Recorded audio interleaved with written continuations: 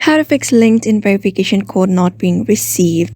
After downloading your LinkedIn, and if you're trying to log in and you didn't receive any verification code, one of the things may be because you have already received the email onto your email account, and here you may go to your spam. So sometimes what happens is you need to go to your spam. So sometimes what happens is you receive emails and they remain in your spam. That is some error that you receive on your Gmail account, on your Gmail app. So you may have a chance of finding your email here, the verification code email here. If you find it here, just enter the verification code and you will be able to log in. If that doesn't work, just close this app.